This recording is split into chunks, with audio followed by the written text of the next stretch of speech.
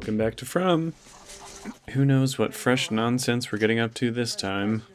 Just tell him I'm sleeping. Yeah, no problem. Wonder if they're ever gonna answer, like, what these hallucinations she's having are. Like, where they're from. How long has this been going on for? Long enough that it's got me asking stupid questions. Boyd.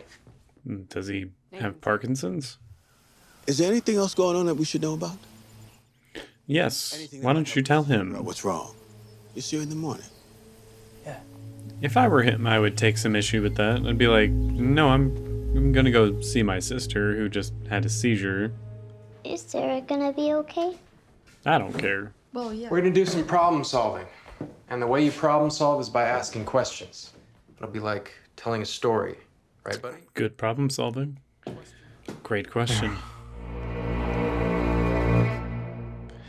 If he doesn't tell someone what's going on, I'm gonna lose my mind. Que sera, sera, the future's not ours to see. Just go to sleep and stop causing trouble. Thought you'd like some tea? Do you want some? That sounds lovely, thank you. Were you married? Engaged. Oh, How about you? Do you have anybody back at home? It's better that he's not around anymore. It's just do this one bad thing. And everyone gets to go home. Would you do it? you better say no, otherwise we could have a serious problem here. I'd do anything to see her again.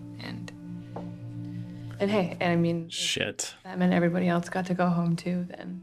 That was not the answer you should have given her. Oh dear. We just can't see it yet. But we will. I mean, he's right. I don't want to know the answer. I think knowing the answer might help get you home.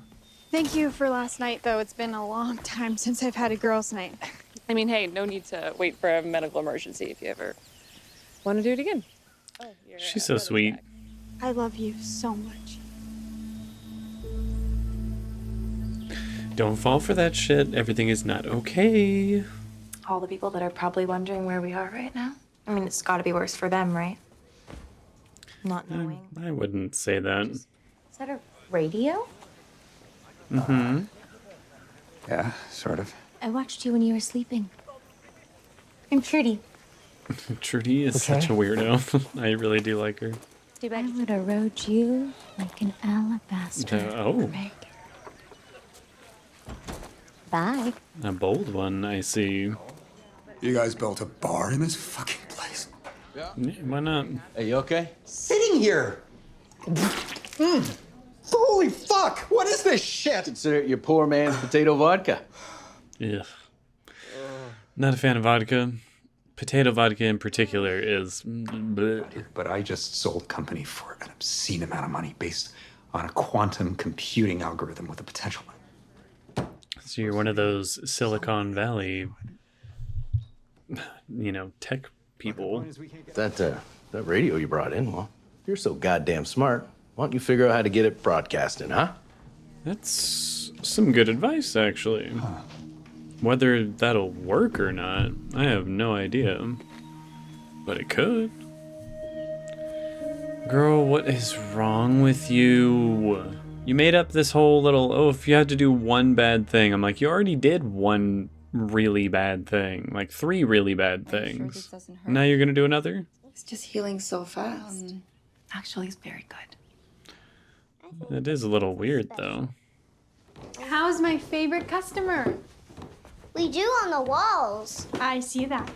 See, it's so frustrating that they're so terrified of Victor when Sara is like the one they should be much more scared of. Go watch. This Go one's my keep an favorite. eye on them at least. Don't go tell the priest. Go tell the sheriff. Well, that does look like that would be fun.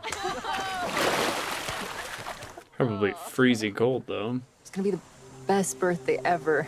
The sun was so bright coming in through the door that my father became a silhouette when they dragged him outside. And then there was this pop, Jesus. and the silhouette fell down. There are always going to be monsters in the world. It doesn't matter where you are. I guess But that's I've true. promised myself I would never let them scare the life out of me. She's a sweet girl. No, she's not. I'm gonna tell Dad we're going. I can take him. I don't want to take you guys away from anything that you're doing. I'll be right back. Okay. I saw a question on the wall there that said, can we make the talismans? And that is a great question. Can you make more? It was almost starting to feel like What were you going to say? Feel like home? I have this crazy idea that might actually work and be able to find a way to get these people home. What's the idea? If I'm wrong or if I fail, then I'm leaving these people in a worse off position than they already are. What are you planning on doing? A place like this could exist in a place like this. What is it? It looks like a little mini Stonehenge. Anything you tell me stays between us and God. What if it's bad? Well, then it won't. What if it's really bad? Yeah, it's right inside. She's gonna knock you out. Yeah. You gave your word, and I intend to keep it. But right now, we have to worry about the people of the town.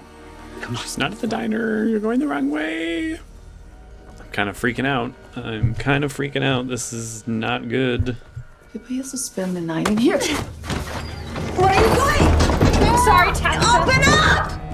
I'm sorry, I'm doing this for you. I'm doing this for all of us. What? Father Kotri asked for a sign. How would they know what they were looking for? I'm sure the answer is as vague as everything else is in religion. Run for your life, kid. Run for your life. I need to tell you something. Don't. No.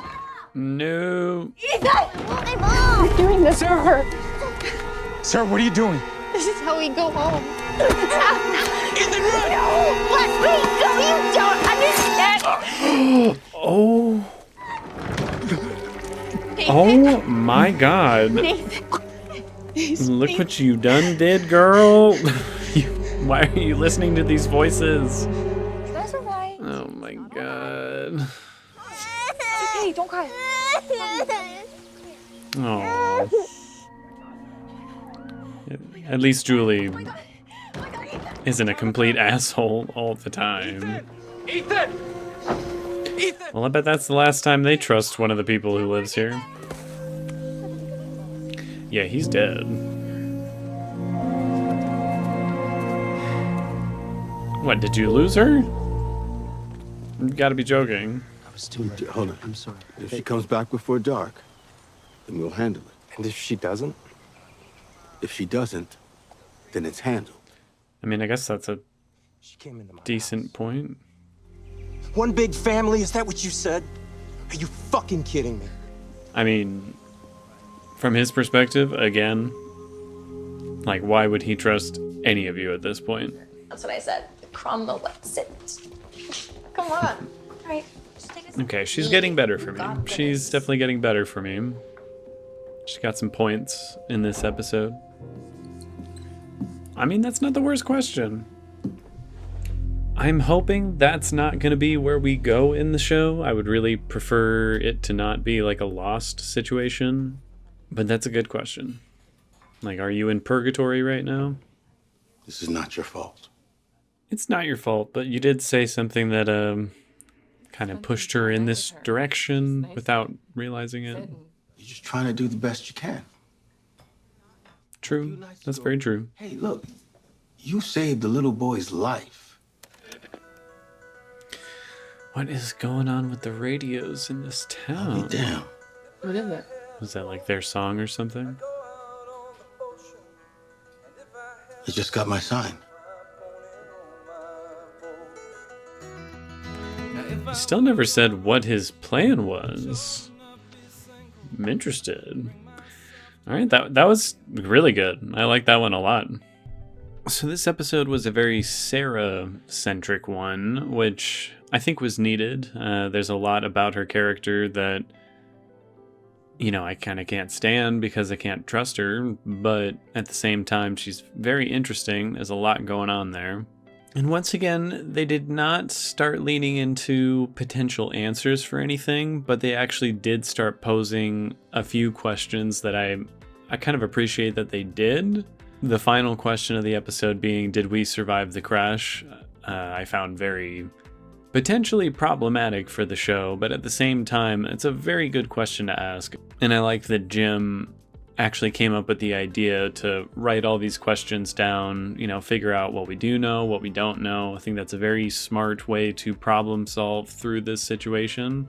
And Tabitha's probably right. Other people have probably done the same thing, or at least something similar, but it's a good place to start. And again, we didn't get anywhere close to an answer as to where or why Sara is hearing these voices telling her to do these things. But at least we know now definitively, they're telling her to do these things because, with the promise, you'll go home. Everyone will go home if you do this horrible thing. Why she believes that, don't really know. I certainly wouldn't. I guarantee if she had killed Ethan, that wouldn't have sent everybody home in that particular moment. I mean, maybe I'm wrong, but I somehow doubt it.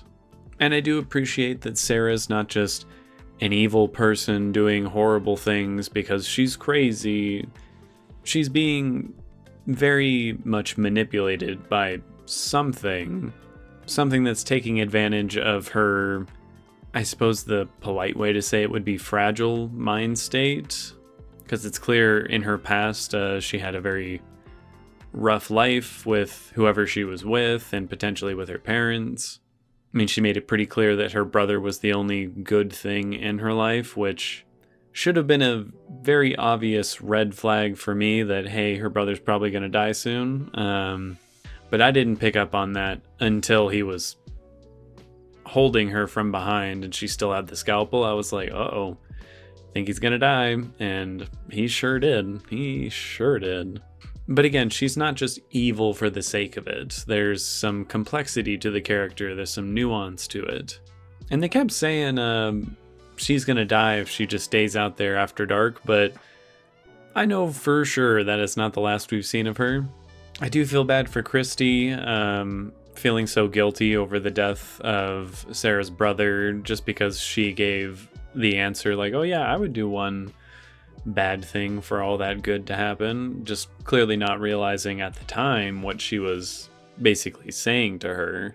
And I like that we got more of her character. She's a very likable one. I'm praying and hoping she does not die on this show, but I don't know, things don't look so good. This is definitely one of those shows where people are getting killed off left and right, so I don't know.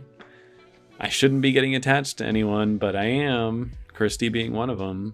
Jade, for me, is less likable, but I really appreciate that he is so hell-bent on finding out an answer to this whole situation, and at least got a lead as to how he might be able to figure something out, fix the radio and broadcast a signal out to the outside world somehow. Maybe it'll work. I kind of doubt it, but, I don't know. The rules of this place are clearly not as established as I initially thought coming into the show. There's a lot of characters here who are like, I don't know. I don't know how this all works. We're kind of just content with not knowing because we could never figure it out. But there wouldn't be a show here if we didn't find out something. So I get the feeling some of these newcomers are going to be pretty key to figuring out this whole situation. And Boyd as well. I don't know what his plan is or why he thinks they would be worse off if it doesn't work. But clearly he's got something up his sleeve that he is ready to enact now that he's gotten his sign. I don't know why that song was assigned to him. My assumption is that was him and his wife's favorite song to listen to or something. But who knows? Who knows? I absolutely loved the tension going into pretty much the entirety of the episode because Sarah wants to kill Ethan, and every situation that they put the two of them alone in together just was wrought with anxiety. It was really well done. They did a great job with that. particularly in the final moments there at the barn where you know Sara is ready to exact her plan. I still can't believe she was gonna actually kill Ethan, though. Like, I know I said she's a very complex character and clearly not an evil one, but like, you're gonna kill a little kid because some voices in your head told you that everyone could go home afterwards? Like, that's pretty bad. That's pretty bad. I do wonder what they're gonna do with Sara when they do eventually catch up with her. Or what Sara might do now that she's, at large. Overall, I'm going to give this episode an 8.8 out of 10. Probably my favorite of the season. I felt like there was forward progression to the plot, there were interesting character moments, tons of tension, no monsters in sight, and yet I was probably more worried during this episode than any other. And again, no answers in sight, but some very prominent and thought-provoking questions. Are they all in purgatory? I hope not. I would like to make it clear, I really hope that is not the way the show's going to go down, but are they? And again, biggest question for me, what is Boyd's plan? He's clearly planning something, but what is it? I don't know, and I can't wait to find out. So I will see you all on that next one, and that's about it.